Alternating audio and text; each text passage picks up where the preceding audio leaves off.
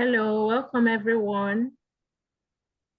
Thank you for joining in. Please kindly introduce yourself in the chat. If possible, use the idea on branding to introduce yourself and what you do in the chat. You're welcome. Today's webinar is the second webinar for branding, creating a branding guide.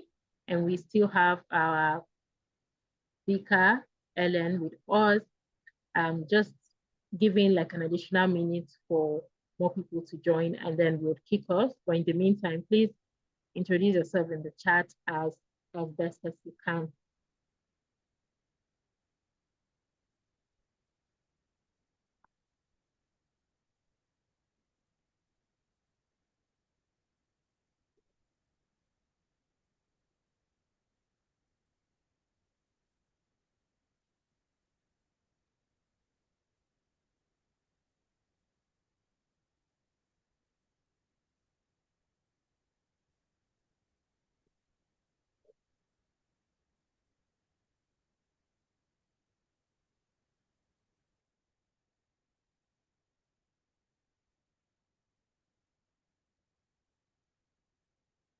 Hi, Precious.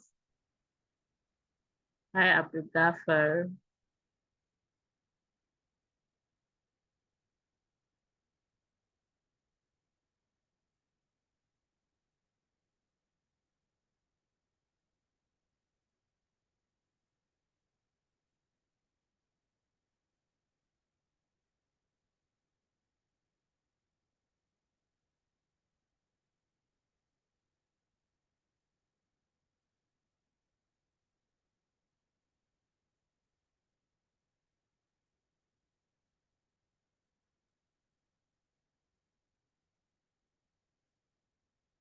Hi, Sorry. You're welcome.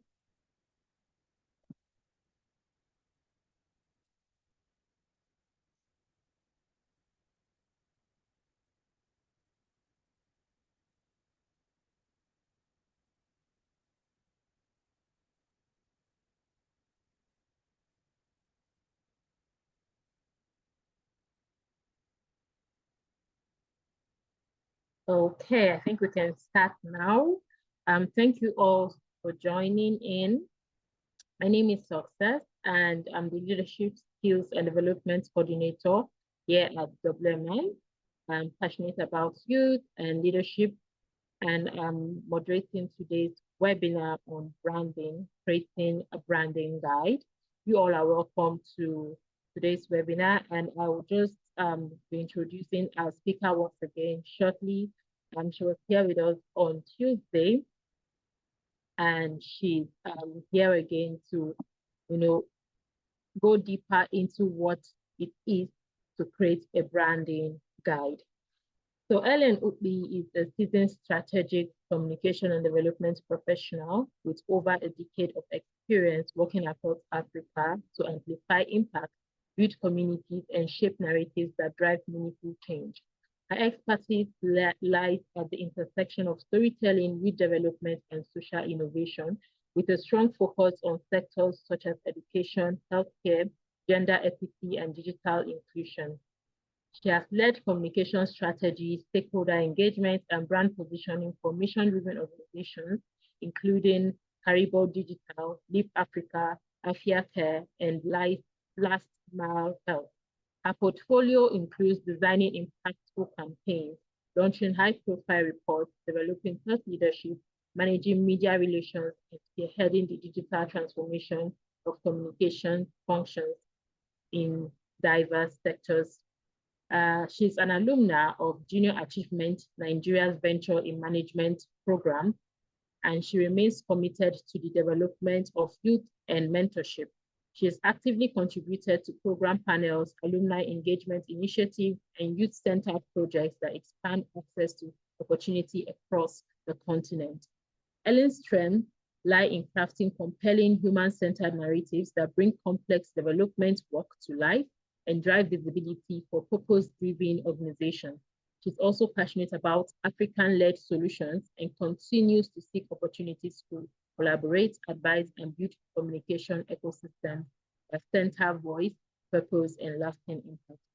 Thank you so much, Ellen, for being with us here once again. I'm really excited to hear from you, and I'm sure everyone here is as well. You're welcome, and I'll be handing the room out to you. Thank you.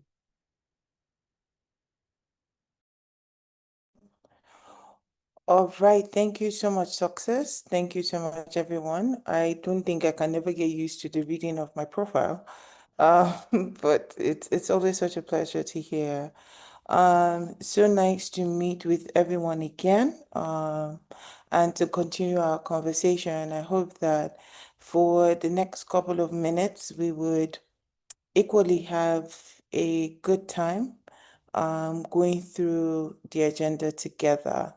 So, as usual, I'm going to get right into the session. It's so nice to meet everyone, and thank you for the introductions and the chat. So, on Tuesday, we went through what a brand is, branding, having a brand identity. But before we go into our main topic for today, which is on how to create a branding guide, I'm going to quickly take us through a quick recap from last week. But I'm not going to be doing the recap. I'm going to be leveraging the chat with you to do the recap. So please, people who were here last week, I know Abdul Gafar was here last week. At least I remember, or Tuesday, I'm saying last week. I remember some names here from Tuesday. So please, kindly share in the chat one thing we spoke about last week so that we can use that as our guide for our recap. So if you're able to speak, please go right ahead and we can continue from there. Or not speak, sorry. If you're able to drop it in the chat, kindly put it in the chat so that we can go on from there.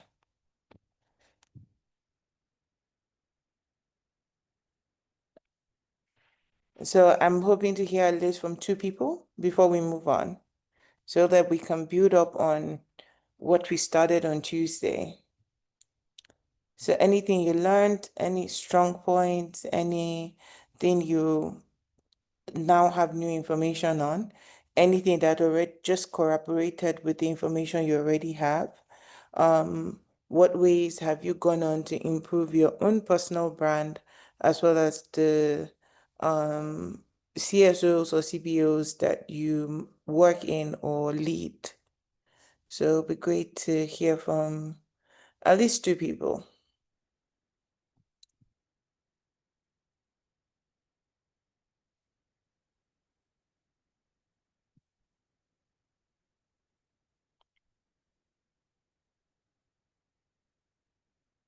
Thank you, Niraja. Thank you, Abdul Ghaffar. All right, so Niraja says we learned about branding, and brand elements. And as a way of recap, we said the brand is who you say you are, but most importantly, who people say you are. We learned that branding is the very activities that help you define who you are as a brand. And we learned that, or we went over the fact that brand elements are the different things that come together to define or give definition to your brand. And in summary, we identified a brand to be an identity. So when we say brand or branding, we're referring at the core of it is identity, that people are taking on identities that define who they are and what they do. So we also, Abdul Ghaffar says we learned that branding sets us apart. And we saw that from the fact that we used our names. So you have your name, and your name is an identity, your voice is an identity, your personality is an identity. And all of these set us apart. It helps us stand out in a very busy world, in a very busy place, people are able to tie certain things to say, this is your brand, this is who you are, this is the way you talk, this is what you're passionate about, this is what you like to wear, these are the colors you prefer, these are the things that you're passionate about. When people want to think of certain things, all the things that come together to build your characteristics are essentially what brand elements are. And we also, indeed, we looked at how to build your brands depending on how you deliver your services. We spoke about having brand promises and how you should, the core of branding is that you should be who you say you are so that people are able to say that that is who you are. We did look at how to craft a mission statement and a vision statement. We looked at what a good and compelling vision statement looks like, what a good and compelling mission statement looks like. So thank you so much, everyone, for sharing and helping with the recap. It's interesting to see that you still remember what we have done from Tuesday. And I do hope that your time here, you would use the most of it to be able to learn the most and take in all of this information and use it as we go on. So moving forward, today we're going to be looking at brand guidelines. We're going to see how to understand what brand guidelines are, tone variations and voice implementation, how to craft key messages, how to develop your brand guidelines, how to document it, how to implement a strategy around ensuring consistency for your brand, and how to measure the success and growth of your brand. So, I mean, we have gone through this in terms of a recap. Without coming here, we went through the brand identity, the mission, vision, and values, the stakeholder understanding. We didn't touch that, but we emphasize the need to know who you're serving, which helps with the crafting of your information. And then we also looked at the different visual identities that come together to give or form brand elements. So, as mentioned earlier, today we're going to be looking and understanding brand guidelines. And just from the top, what are brand guidelines? Brand guidelines are basically comprehensive documentation that serves as your organization's brand Bible.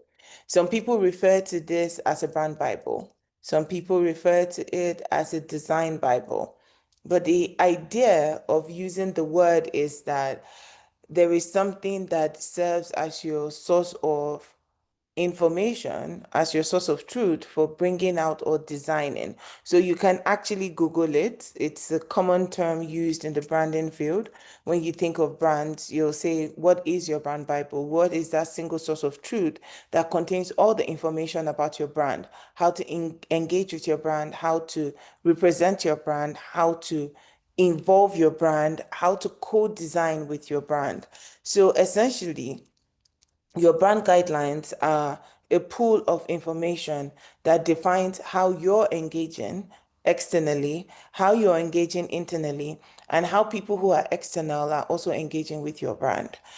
It typically contains the rules and standards for brand representation, visual specifications and usage instructions, voice and messaging frameworks.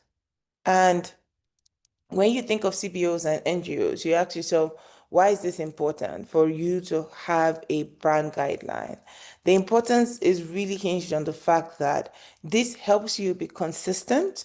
It helps you when you're working with people. It helps you when you bring people on your team. It helps you when you're engaging with funders, with partners.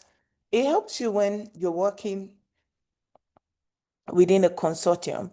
So the general idea is that it gives you a baseline for which you're able to build consistency around your brand. So it's important for you as a CBO leader, as a nonprofit, to ensure that you have this document that pulls together all the information about your brand and everything that people need to know. Sorry, please, can you give me a minute? I'm experiencing a lot of dryness in my throat and I'm not sitting with water. So, Success, just give me a minute to grab some water and continue this conversation. Is that fine? Yeah, absolutely. Okay. Okay. While we wait for Ellen to come back, I want to remind us that the pitch competition registration is still live and would be ending next week. So if you've not registered for the pitch and you have intent in participating, it's really important you register, because without registering, you will not be eligible to participate in the pitch. I will drop that announcement again today. I try not to drop a lot so that we don't miss important information, but I'll drop that again today. So if you've not registered and you really want to be part of that, please do register. Thank you.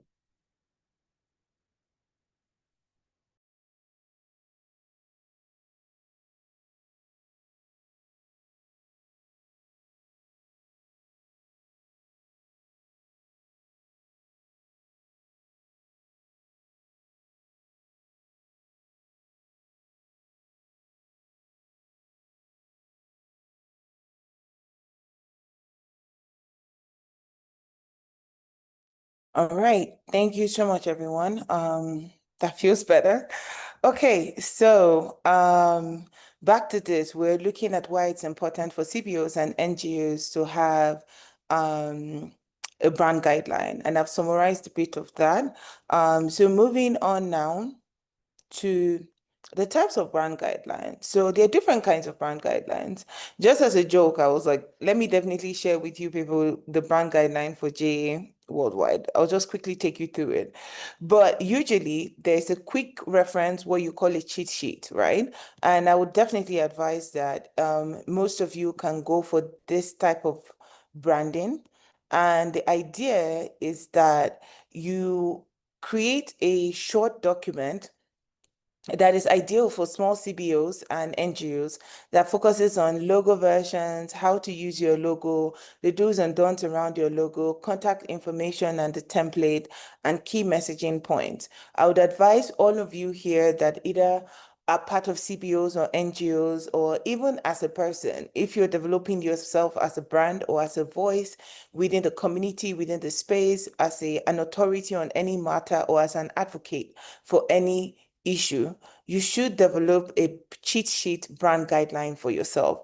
How do people mention you? So, for example, some people have preference for how their names are written. Some people have preference for the way their names are spelled. Some people have preference to how they want their names to be pronounced.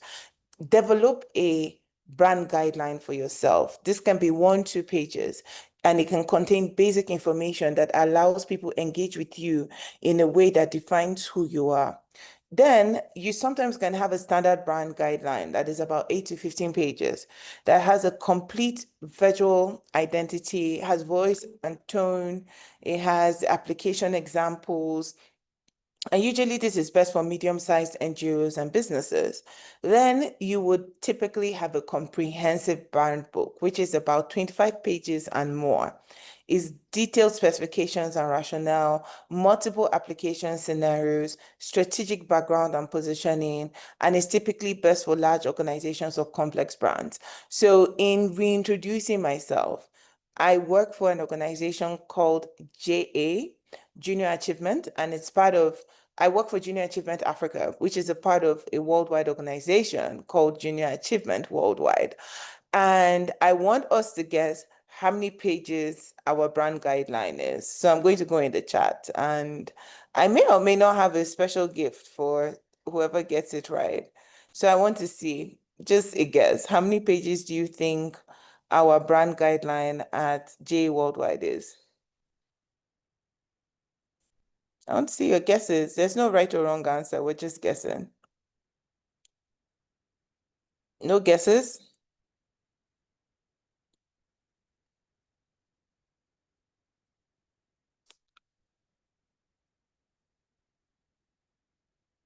Can you people still hear me? The room is quiet.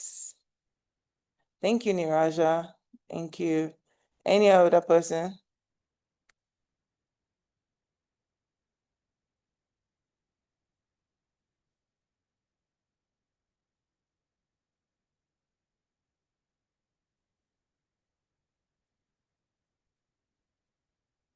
Only Niraja is guessing?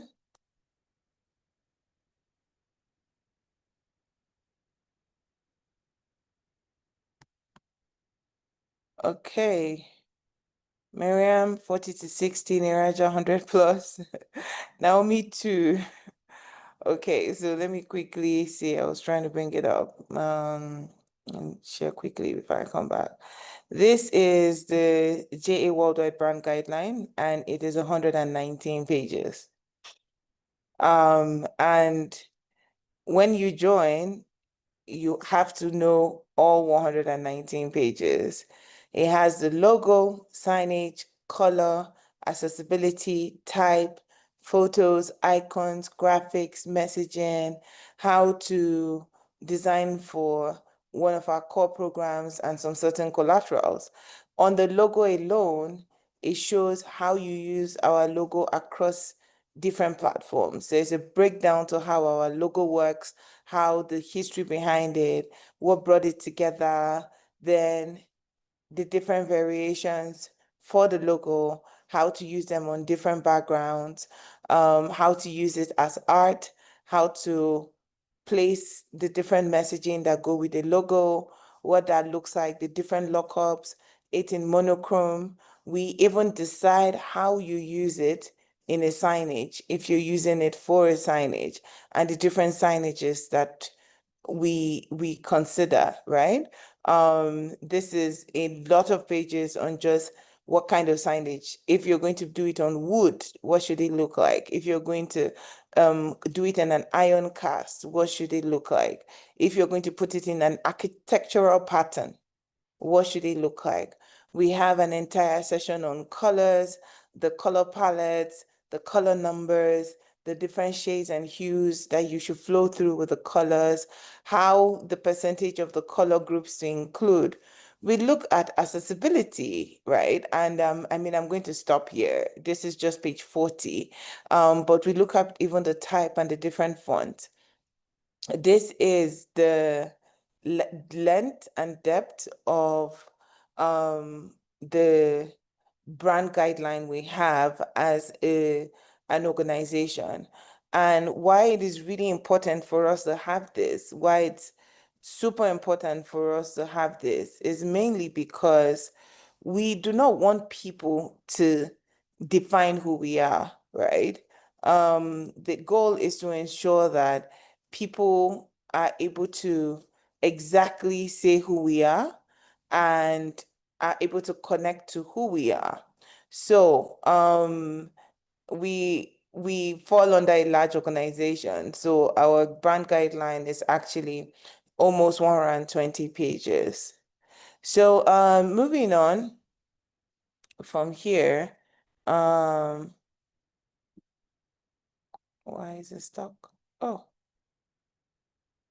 and just give me a minute. I mistakenly went beyond. Okay.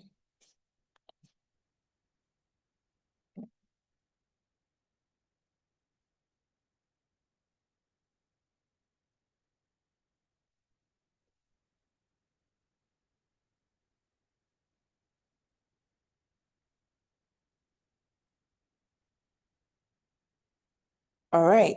So just quickly going through this. Now looking at the brand guide anatomy, these are some of the essentials, right? I would say you should have your brand guide should have your brand foundation. Last on Tuesday we spoke about what should be in your brand foundation.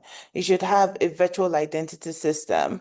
It should have your brand voice and messaging, and it should have the application guidelines for how people use your brand. So moving on from designing the brand guideline and just going deeper with tone variations and blood and voice implementation as part of this. So we're looking at voice versus tone and the complete framework around building your brand voice and tone. Your brand voice is basically your personality. It must stay consistent across all your communications. And typically, you can define your brand voice as either being professional, approachable, empowering, authentic, caring, or action oriented. And when we think of your brand tone, which basically speaks to your mood, it adapts to context and situation. So as a brand in crisis, how do you want to sound? As a brand, when fundraising, how do you want to sound? As a brand, when you are celebrating a win, how do you want to sound? As a brand, when you're educating the general public or educating your stakeholders, how do you want to sound? There's something we call the restaurant analogy, where we say that the voice is the restaurant's overall atmosphere and style. When you enter in, how does how does the restaurant look? How does it feel like? What is the decor? How are the tables set up? That is essentially the restaurant speaking to you in terms of its personality, that I'm a Chinese restaurant, I'm a mid-scale restaurant, I'm a fine dining restaurant. But then the tone of the restaurant comes down to the mood that you're able to experience there. So typically you say the server will adjust their approach for different customers, and that would set the mood for how people interpret the tone of the restaurant, right? Tone is typically more, the tone of a brand is typically more, it varies, right? It's not one set, but typically the voice of the brand is the same. It has to stay consistent across, but the tone can change depending on the situation. And it's almost the same for even us as human beings. If you're happy, you have a certain tone. If you're sad, you have a certain tone. You're excited, you have a certain tone. You're angry, you have a certain tone. So you need to bring in that into your business to give your business a soul, to be able to communicate in tones that match your messaging. So imagine you are in a critical mode and you're having a playful tone, people will not take you seriously. So it's always important to match the tone to the messaging to ensure that it passes across a very clear message and it's clear on what you want to do. You also need to be conscious of developing tone guidelines for different scenarios. So when you're speaking to donors, what should you sound like? Typically, would advise you to sound grateful, sound transparent, and be impact focused. You use languages like "thank you for your support." With your help, your impact was avoid jargon, avoid trying to guilt trip, avoid manipulation, or being vague on what your outcomes or outputs are going to be. If you're going to work within this space, you need to be very clear on what you want to achieve, how you want to achieve it, and be confident enough. In the next few minutes, we're going to look at how to build good good elevator pitches that allow you pitch clearly to donors, to give reports in a clear way, to talk about the work that you do. When you're engaging with beneficiaries, aka people who are getting benefits from your work, you have to sound respectful, empowering. You need to see them first as people and approach them as people with agency, right? You can't be patronizing, and you should avoid deficit-based messaging as much as possible. When you're engaging on social media, people forget that social media is a two-way communication. With the advent of DMs and comments, it's supposed to be that people should be allowed to speak back. So you need to be conversational, you need to be authentic, you need to be inclusive as much as possible, and you need to be clear on what your messaging is. Avoid corporate speak when you're speaking on a platform that involves a lot of people and you have a diverse audience. And just in wrapping this area up, when we are thinking of grant applications, it's really important that you maintain a professional tone, you're evidence-based, you're confident, you have your data is included in your writing, you're clear about the outcomes that you expect from the work that you're doing, and you avoid emotional appeals as much as possible that are not backed up by data.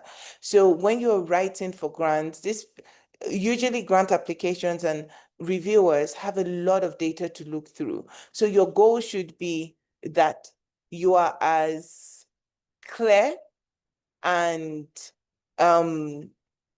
you are as clear and audible and very transparent as possible. So we're going to quickly look at key messages and framework and how you can develop your key messages and framework, develop the right framework to develop your key messages. Here we're going to look at how to build your message architecture.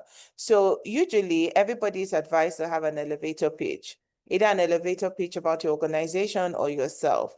And usually your elevator pitch is built on pillars that support your core message, right? It has proof points, it has call to action, and usually there's something we call the pyramid test, which is each level should be built upon support that supports the overall messaging. So for example, what is your main value proposition, which is what comes out in your elevator pitch? The whole concept of elevator pitches came in if you have a 30-second ride with a CEO and you have to talk to them about the work you do and how you do it.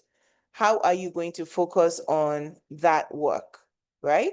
And usually it tells you to have pillars that all support your main messaging. Usually it's a mix of data, stories, testimonials that validate your core messaging. And then it usually ends with specific action that allows people engage with you or engage with the work that you're doing. And as a general rule of thumb, it's advised that each level should build upon the next level to support the level above it.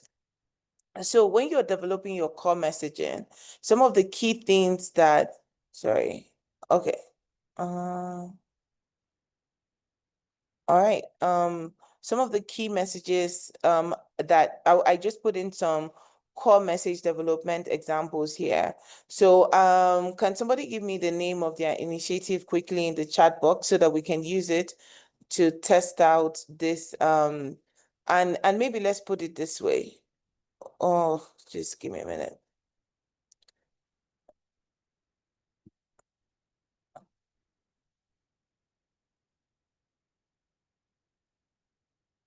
So is someone willing to use this example to work with us so that we can share our messaging? We can use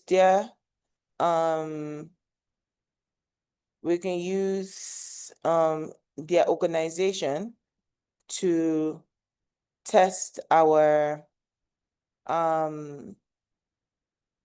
we can use the organization to test this template that we created.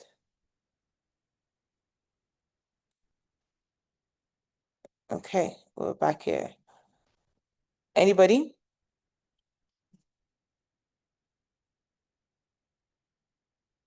So what information I need from you is the name of your organization, maybe a specific role you play, and maybe a specific value or outcome, and your target audience, and your approach, and what becomes reality. So for the lack of engagement, I would just use the organization I work for. So Junior Achievement is the leading entrepreneurial education organization that is set to empower young people in Africa through entrepreneurial education that supports them and builds them to be better agents in the sense that they're able to build their in the sense that they're able to solve challenges and issues within their communities.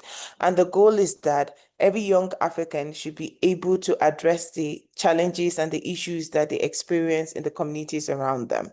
So the general template does is that you mention the name, the unique position, the target audience, and how you're doing your work and how you see your work fitting into a general vision, right? So typically an example here is Healthy Neighborhoods Initiative is a community-driven health advocate that provides accessible wellness programs for urban families through peer education and local partnerships so that every family can thrive regardless of where they live. And if you're going to break this down You find the name of the organization, their unique position, who they serve, how they serve these people, and the greater impact that they're trying to achieve. So when you think of the supporting messages framework, you're thinking of a pillar system. So if your core message is we create environmental equity in underserved communities, your supporting messages should be community-led solutions, policy advocacy, education and empowerment, collaborative impact.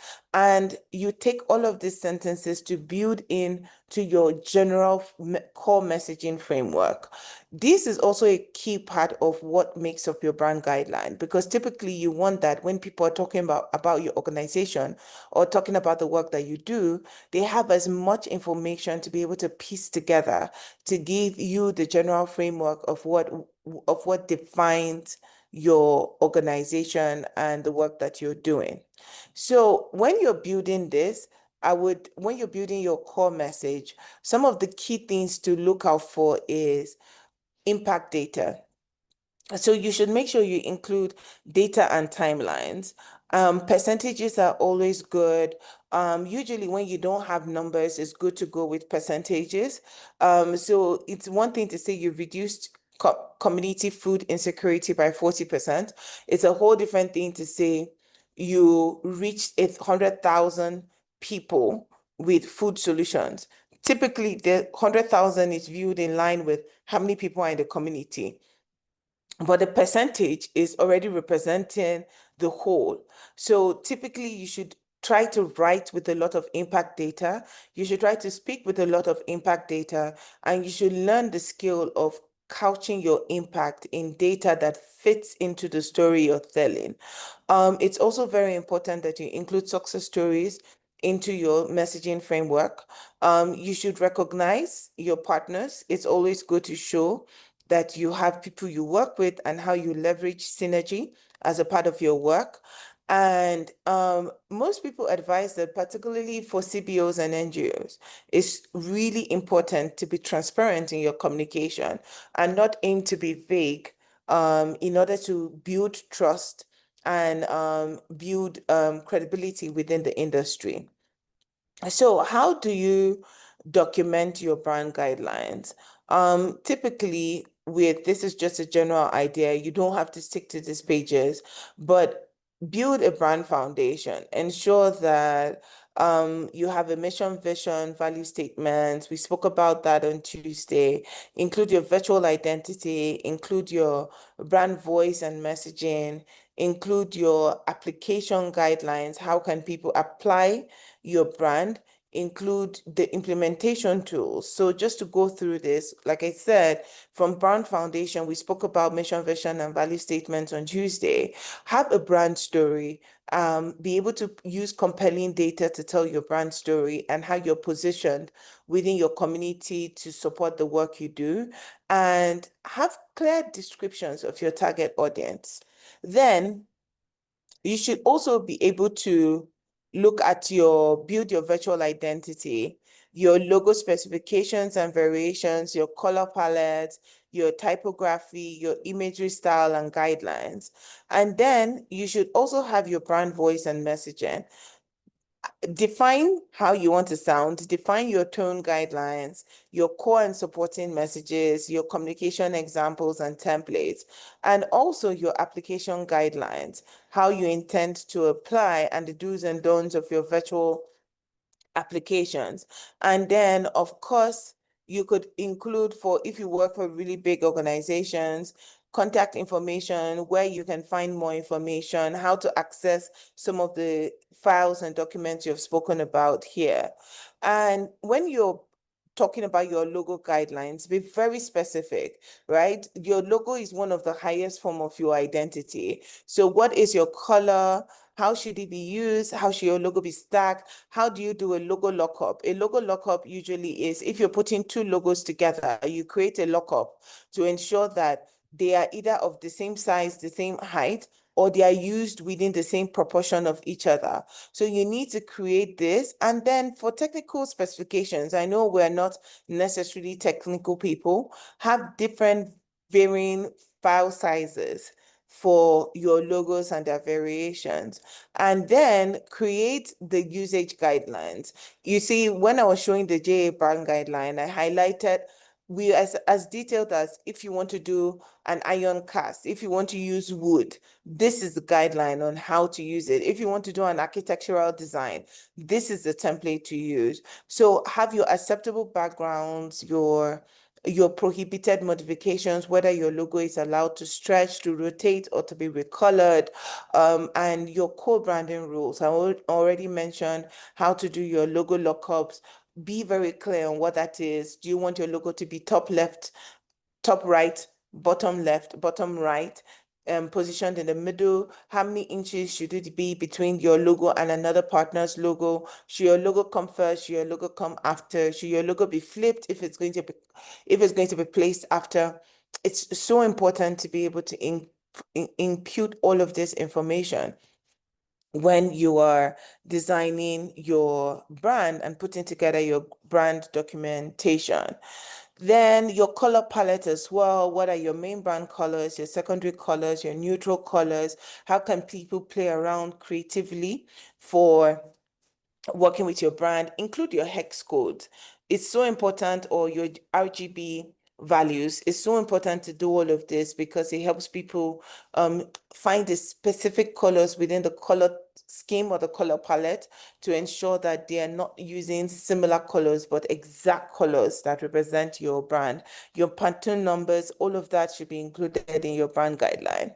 And even with imagery, what fits your brand? What can be allowed? Do you use stock images? When you use people's images, do you credit them? You need to be very specific and include all of this information when building your brand guideline. So the implementation strategy, it should be it's built on consistency. So the very essence of having a brand guideline is that it allows you to be consistent. It allows you build consistency into the work that you're doing. So how do you do this? I would advise that do training and governance. Ensure that you have brand champions. Ensure that you train people who work with you, volunteers, hires. Develop FAQs that go with your brand guidelines. Spot check communications to be sure that there's brand alignment. Make it easy for people to access your files. Schedule review sessions or a process that allows you to review and manage this. There are different platforms that help you track your success and your use online. So make sure you also use some of these tools like Brands24, Brand Mentions. All of them help you track your online Google Analytics. They help you see how you're doing. You can set up Google Alerts to be able to allow yourself track how you're being viewed or mentioned across media and help you ensure that your brand guidelines are followed as they are designed. So that is the end of our conversation. I'm going to move into questions and answers. But the main goal is I hope that we were able to go through this in a way that allows you get a sense of the importance of having a brand guideline, developing your own brand guideline, what should be your brand guideline, the importance of why it is there, and how you can hold yourself and others accountable to following your brand guidelines. And I just want to encourage all of us. I know that you might not need all this information now, but it's truly important that you have it. And when the right time comes for you to build your brand, or when you're working on your brand, you're able to bear in mind or use them as you develop your own brands or as you build your own personal brands. Sometimes I think about the age we're in where everyone is trying to build a brand, because even in the workplace, that's what LinkedIn has become. LinkedIn has become this place where people are trying to build brands, and you're at the core of a place where you can start making a name for yourself and you can start sharing a level of expertise within a sector. So all of these things I've shared apply to how you build yourself as a brand. When you take yourself seriously, people will take you seriously. So it's not just about organizations, it's also about you as an individual being able to build a brand for yourself and define how you interact with people and how you engage with the world and how the world also engages with you. So I've opened up for questions. I would really love to read your questions and answer if any.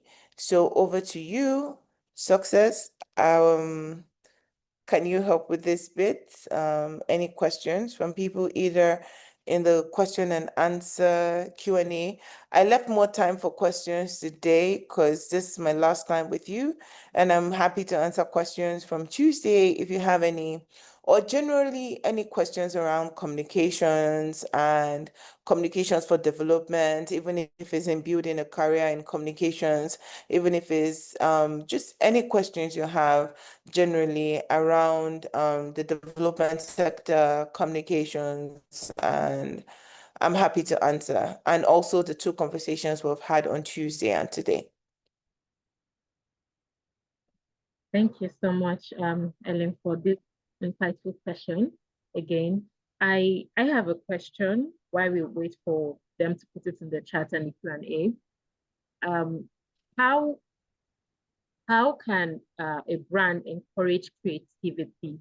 Now we talk about having a brand, having a brand guide, a brand identity. At what point is there a space for evolution, for creativity, for change, something like that? Okay. So where Success, where did you see this question? Or it was sent to you directly? No, it's my question while I wait for Oh, them to put okay, it. okay. All right. So in terms of creativity, I would say look at what other people are doing, right? Look at what other people are doing. It's one of the greatest forms of creativity. Look at what other people are doing, and not just people within your sector. Look at what people are doing in other sectors. One of the greatest ways to be creative is to look at what people are doing in sectors that don't even concern you, and you're able to take ideas and find ways to bring it to your own sector to be able to apply it in a way that allows you to be creative and innovative within your sector. So my key recommendation always is look at what other people are doing and find ways to apply it to the work that you're doing. Was it a two-part question? I seem to be missing the last bit. No, it's the same question. I'm just trying to like understand where creativity and evolution lies in having a brand, and I think you did answer that. Okay. And for the evolution bit, I would definitely say a brand, on Tuesday I mentioned the brand is a living thing in a sense Mm, that you give it life. And as all things that live, they are allowed to evolve, they're allowed to grow, they're allowed to morph, they're allowed to become something else. So give your brand room to morph, give your brand room to become what it's designed to be, allow it take a life of its own. But your role as a brand manager is to ensure that you guide the process. So mm, be open to how your brand is evolving, particularly with personal brands. Don't feel mm. stuck in one place. You can be so many things. You can be so much more. So don't allow yourself be defined by one thing. Your brand should be allowed to morph as you grow yourself as well. Okay. Thank you so much. You did mention something which I believe would be of interest to the participants because we're having like a pitch event in the 10th week, yeah, a pitch event where they would pitch their organizations for a prize. And you mentioned something about an elevator pitch. So in branding, like if you want to state like what you do, how I'm trying to put this question together. How important is it to put your own personality into the what your organization does? Like how can that come together so that it's not looking like you're just stating what's in the book, but this is something you're passionate about. So it's very important, right? Particularly if you are the originator of the idea, to bring your own story into it, right? The life that our brands take are the lives we give it. And the lives that we give it lie in the stories that we tell. So if you're going to build a pitch, not even just an elevator pitch, if you're going to build any pitch that speaks to the work you do, why you do it, um, at the core of that is designing a story. You know, I had mentioned that design your story. What is your Yeah, brand story? How are you telling your brand story? And that usually looks like let me even bring it back to what makes a good story, right? I want to believe that at some point, no matter how young you are, you might have known the story once upon a time, and a story typically has three blocks. It has where it started, what is happening, and the end, right? Your pitch, always view it in three forms. Where did you start from? Why are you doing what you're doing? What problem are you trying to solve? Where did this problem come from? Who is affected in this problem? Now it comes to the middle part, which is usually the quote and unquote the main meat of the pitch, which then usually looks at, okay, so this is where I'm coming from. This is what has happened. And this is how it's affecting us now. And this is what we're actually doing to solve this issue. So now this is a chance to sell yourself, to sell your data, to sell your activities, to sell your partners, to sell all of that. And then there's the end part where you cast your vision, right? And it talks about where you're going to, what you're hoping to, what does a world with your problem solved look like? So you build in that end, right? So always think of your pitch easy as a story, the beginning, what happened, and the end, right? And usually at the end, a good story ends with, and they lived happily ever after. That's a call to imagination that it all ended well. Mm. Yours ends with a call to action, right? So as a CBO, as an NGO, whatever idea or initiative you're carrying out in your community, you end your pitch with a call to action because your happily ever after lies in people's ability to plug into the work that you're doing. Yeah. So, Thank you so much. We have a question from Precious asking if it's possible to start a brand over from scratch. oh yes, it is possible. It is possible. A brand is not a static thing, right? And while we talk about it being a living thing, it's one of the few things you're allowed to kill and build again, right? We don't support killing things, but when it comes to if your brand is not working, if it no longer represents who you are, and you feel like there's no way you can build upon what is, by all means, kill it and start again, right? So just always be willing to build up.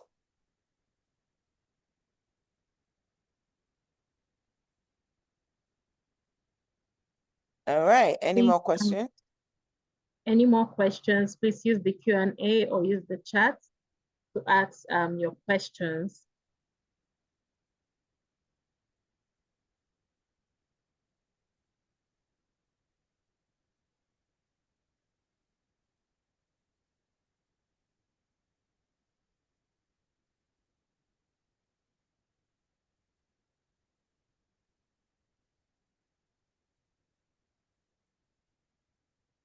All right.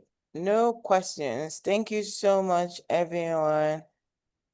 Um, I am excited to have spoken with you. I look forward to seeing your names on big things and all the great work you get to do. And if we run into ourselves and you do happen to remember me, by all means, please say hi and remind me that we met on this particular conversation. So thank you so much and wishing you all the best with your pitches and the rest of these sessions. And yeah, see you in the development world doing great things. Over to you, Success. Thank you so much, Ellen. I was about asking you to say something, but then you've already encouraged us. We really appreciate your time.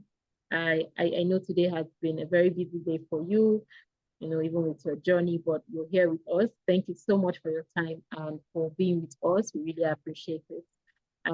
We look forward to seeing more of you and hopefully see you in person. Thank you very much, everyone. Thank you so much for being here. Thank you very much for engaging. And also know that if you would want to reach Ellen, you can check the slides. I think her email address would be just somewhere and you can reach out to her. Thank you very much, everyone. Bye-bye. Bye.